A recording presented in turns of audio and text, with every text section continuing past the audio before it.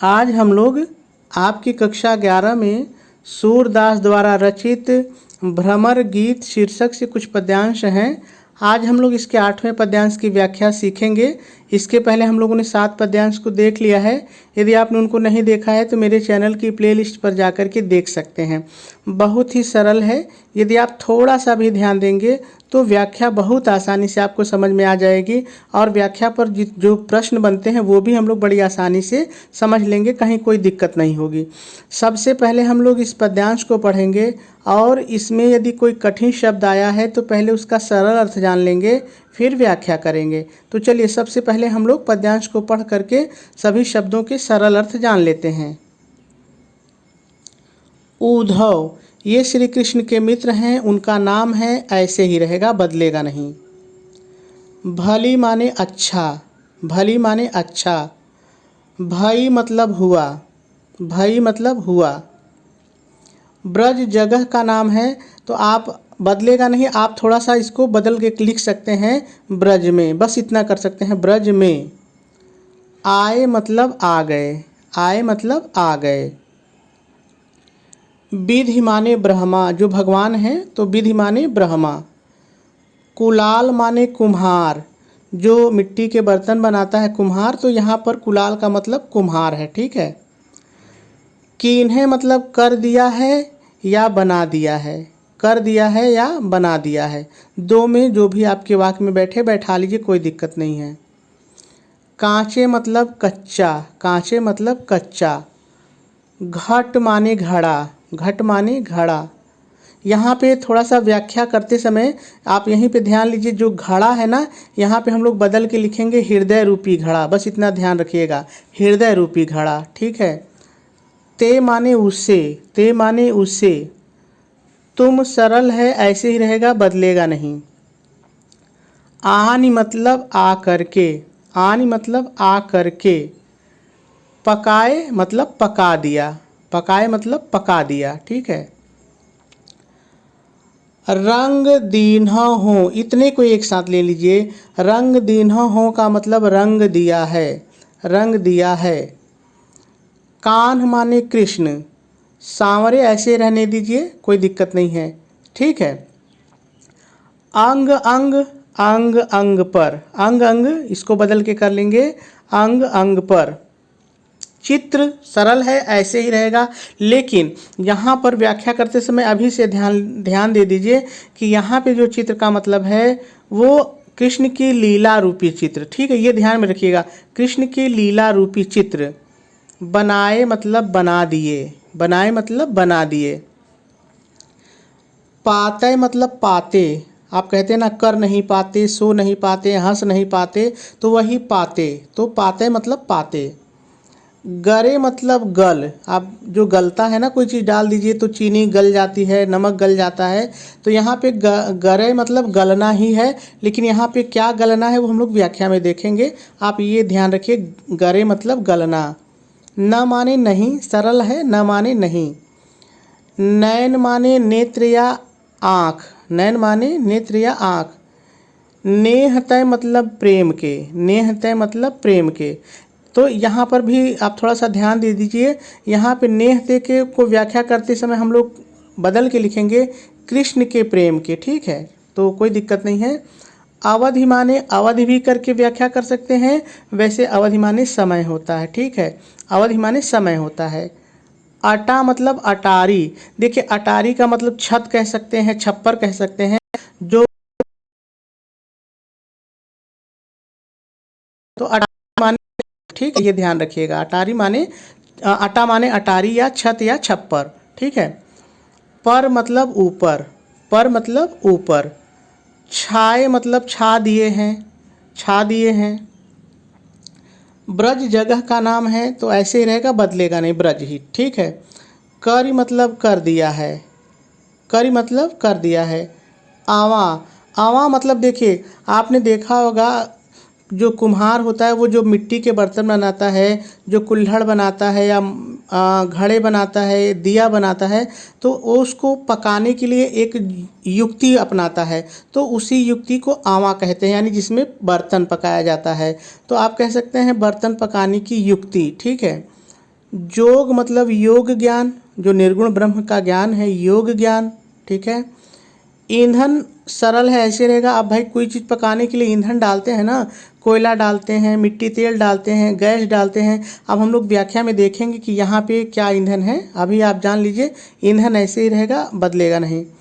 कार्य मतलब कर दिया है या बना दिया है, कर दिया है या बना दिया है। सूरत आनी मतलब स्मृति कराकर या याद कराकर, स्मृति कराकर या याद कराकर। सुलगाए मतलब जला दिया, सुलगाए मतलब जला दिया। आप कहते हैं ना सुलगा दिया, तो जला दिया। फूंक आप जानते हैं, आग जलाने पर आप फूंक मारते हैं ना, तो वही फूंक है, बदलेगा नहीं, बस ऐसे रहेगा, आप जान लीजिए। उसास मतलब दुख की लंबी लंबी सांसें, उसास मतलब दुख की लंबी लंबी सांसें। आप देखेंगे किसी को दुख होता है तो बड़ी लंबी लंबी सांसें भरता है, ओह क्या हो गया, ऐसे तो उस लंबी लंबी सांसें। विरह सरल है, ऐसे ही रहेगा, ठीक है, बदलेगा नहीं। प्रजरन, प्रजरन मतलब ज्वाला या लपट, ज्वाला या लपट। ठीक है। संग मतलब साथ, संग मतलब साथ। ध्यान मतलब ध्यान कराकर, ध्यान मतलब ध्यान कराकर। दरस मतलब दर्शन कराना, दरस मतलब दर्शन कराना। सियराए मतलब ठंडक पहुंचाना, आराम पहुंचाना, ठंडक पहुंचाना, शीतलता पहुंचाना। जो भी आपको अच्छा लगे अपने हिसाब से लेकर के व्याख्या कर दीजिए कोई एक शब्द। भरे मतलब भर लिया है, भरे मतलब भर लिया है। सपूरन सकल, इसको एक साथ करके लिख लीजिए पूरी तरह, पूरी तरह से या पूर्ण रूप से, पूरी तरह से या पूर्ण रूप से। ठीक है। प्रेम जल, प्रेम रूपी जल, कृष्ण का प्रेम रूपी जल, या आप प्रेम रूपी जल भी कर लीजिए, कोई दिक्कत नहीं है। छुअन मतलब छूना, छुअन मतलब छूना, छूने जैसा वाक्य में बैठेगा, छूना या छूने। न माने नहीं। काहू मतलब कोई भी, काहू मतलब कोई भी। पाए मतलब पाया है, पाए मतलब पाया है। ठीक है। राज माने राज ही होता है और काज माने कार्य होता है, काज माने कार्य। तय मतलब से, तय माने से। गए मतलब गए हैं। सूरदास कवि हैं, ऐसे ही रहेगा। प्रभु श्री कृष्ण के लिए आया है, ऐसे ही रहेगा। नंद नंदन का मतलब भी श्री कृष्ण होता है, नंद नंदन माने श्री कृष्ण। कर लाए, इनको एक साथ करना पड़ेगा। कर लाए मतलब स्पर्श करना या छूना, स्पर्श करना या छूना। तो सभी शब्दों को हम लोगों ने देख लिया और उनके कठिन अर्थों को भी देख लिया सरल करके। अब हम लोग को व्याख्या करनी है, लेकिन व्याख्या करने से पहले थोड़ा सा हम लोग संदर्भ और प्रसंग की चर्चा कर लें, फिर व्याख्या करते हैं। तो सबसे पहले हम लोग संदर्भ लिखेंगे। आप संदर्भ हेडिंग डालेंगे, डैश डालेंगे और डैश डाल करके लिखेंगे प्रस्तुत पद्यांश हमारी पाठ्यपुस्तक हिंदी के काव्य खंड में संकलित भ्रमर गीत शीर्षक से अवतरित है। इसके रचयिता महाकवि सूरदास जी हैं और आपका संदर्भ पूरा हो जाएगा। चलिए अब प्रसंग की बात करते हैं। आप प्रसंग हेडिंग डालेंगे, डैश डालेंगे और डैश डाल करके लिखेंगे प्रस्तुत पद्यांश में गोपियाँ उद्धव से कहती हैं, हे उद्धव, तुमने ब्रज में आकर योग ज्ञान की चर्चा करके हमारे हृदय रूपी घड़े को पकाकर कृष्ण के प्रति हमारे प्रेम को और गहरा कर दिया है। और आपका प्रसंग भी पूरा हो जाएगा। चलिए अब व्याख्या की बात करते हैं। आप व्याख्या हेडिंग डालेंगे, डैश डालेंगे और डैश डाल करके शुरू में पहले थोड़ा सा आप अपनी तरफ से लिखेंगे। आप अपनी तरफ से क्या लिखेंगे, ध्यान से सुनिए। प्रस्तुत पद्यांश में गोपियाँ उद्धव से कहती हैं। अब आ जाइए पद्यांश पर। कहती हैं, हे उद्धव, अच्छा हुआ जो तुम, अपने जोड़िए, जो तुम ब्रज में आ गए, पूर्ण विराम लगाएंगे और आगे लिखेंगे ब्रह्मा रूपी कुम्हार ने हमारे हृदय रूपी घड़े को कच्चा बनाया था, उसे तुम आ करके पका दिए।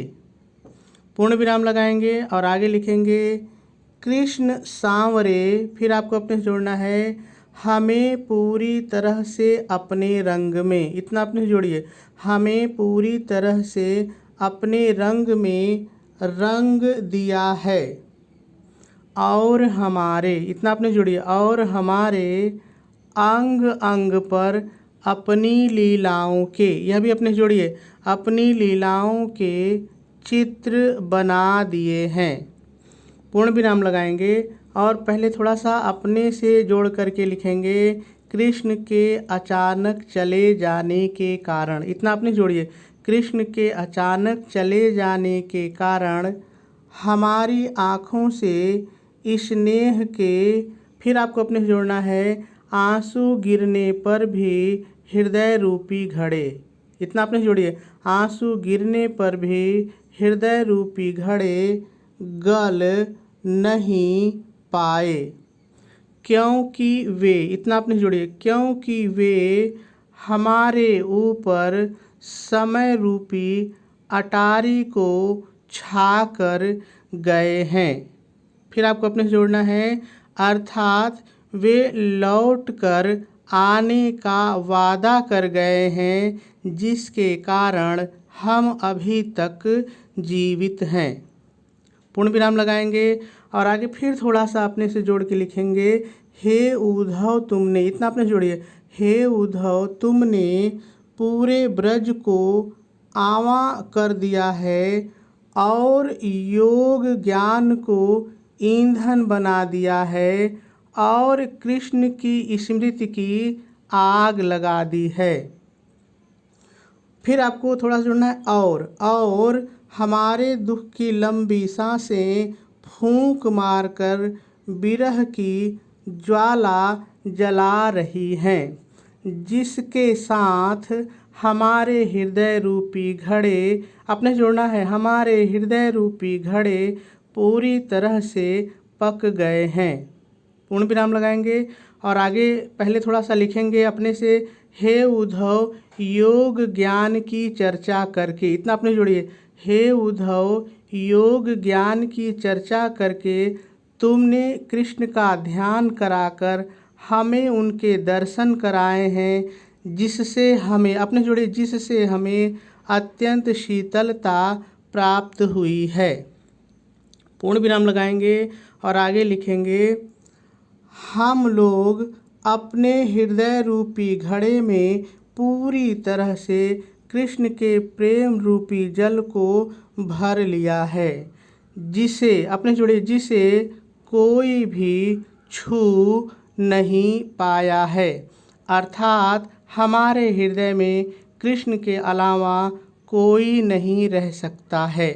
पूर्ण विराम लगाएंगे और आगे लिखेंगे सूरदास जी कहते हैं गोपियाँ कहती हैं, अपने जोड़िए, गोपियाँ कहती हैं हमारे प्रभु श्री कृष्ण राज के कार्य से गए हैं और जब हमारे श्री कृष्ण लौट कर आएंगे तो हमें अपने हाथों से स्पर्श करेंगे, और पूर्ण विराम लगा देंगे और आपकी व्याख्या पूरी हो जाएगी। चलिए अब काव्य सौंदर्य देख लेते हैं।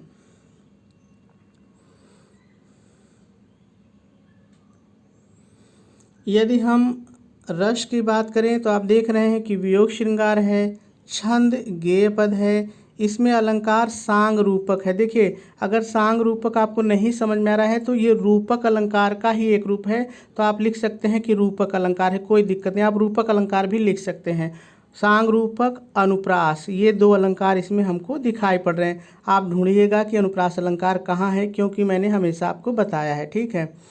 भाषा की बात करें तो ब्रज भाषा है, शैली मुक्तक है। इन सभी चीज़ों के बारे में हम लोग पहले भी कई पद्यांश में चर्चा कर चुके हैं। यदि गुण की बात करें तो प्रसाद है और माधुर्य है। इस पद्यांश में शब्द शक्ति व्यंजना है। चलिए अब देखते हैं कि परीक्षा में प्रश्न किस तरह से आते हैं इस पद्यांश पर। चलिए पहले प्रश्न को हम लोग पढ़ते हैं। देखिए आपकी परीक्षा में 5 प्रश्न ही पूछे जाते हैं, लेकिन मैंने यहाँ पे जो उदाहरण के लिए 5 प्रश्न लिए हैं, इसके अलावा भी बहुत से प्रश्न बनते हैं और वो पूछे जा सकते हैं। लेकिन यदि आपने व्याख्या को ध्यान से सुना है तो कोई भी प्रश्न आए आप हल कर लेंगे, कहीं कोई दिक्कत नहीं है। तो चलिए हम लोग पहले प्रश्न पढ़ते हैं कि कैसे पूछा जाता है, फिर प्रश्नों को पढ़ करके उसका उत्तर भी लिखेंगे। पहला प्रश्न है प्रश्न इस तरह से पूछे जाते हैं, उपर्युक्त पद्यांश को पढ़कर दिए गए प्रश्नों के उत्तर दीजिए। तो चलिए प्रश्न पढ़ते हैं। गोपियाँ उद्धव से क्या कहती हैं और क्यों? बहुत ही सरल है। आप कह सकते हैं गोपियाँ उद्धव से कहती हैं, हे उद्धव तुम ब्रज में आकर के बहुत अच्छा किए, क्योंकि ब्रह्मा रूपी कुम्हार ने हमें हमारे हृदय रूपी घड़े को कच्चा बनाया था और तुमने उसे आकर के पका दिया। इसी चीज़ को वाक्य बना के अच्छे से लिख दीजिए, ठीक है। अगला प्रश्न है, गोपियों के अनुसार कच्चे घड़े होने के बाद भी नहीं गले क्यों? ठीक है, तो देखिए मैंने व्याख्या में बताया कि गोपियों के अनुसार कृष्ण जाते समय उनके ऊपर लौट आने की समय रूपी छप्पर यानी छत, अटारी मतलब छत, तो भाई छत बना दिए किसी के ऊपर तो उसके नीचे की चीज़ गलेगी क्या? तो फिर से सुनिए इसके उत्तर को। आप लिख सकते हैं गोपियों के अनुसार कृष्ण जाते समय लौट आने की अवधि रूपी अटारी उनके ऊपर छा करके गए थे, इसलिए उनके जाने के बाद भी कच्चे घड़े नहीं गले। ठीक है। अगला प्रश्न है, रेखांकित अंश की व्याख्या कीजिए। तो मैंने पूरे पद्यांश की व्याख्या बताई है, तो जहाँ अंडरलाइन रहेगी आप वहाँ की व्याख्या कर देंगे, कोई दिक्कत नहीं। देखिए व्याख्या आप थोड़ा 1-2 लाइन ऊपर से भी शुरू कर सकते हैं। अंडरलाइन जहाँ रहती है उसके 1-2 लाइन ऊपर से व्याख्या शुरू कर सकते हैं, कोई दिक्कत नहीं है। अगला है, हृदय रूपी घड़े किस प्रकार पक गए? तो आप लिख सकते हैं कि हृदय रूपी घड़े योग ज्ञान रूपी ईंधन और कृष्ण की स्मृति रूपी आग और गोपियों की लंबी लंबी सांसों से उठने वाली लपट के कारण पक गए। ठीक है।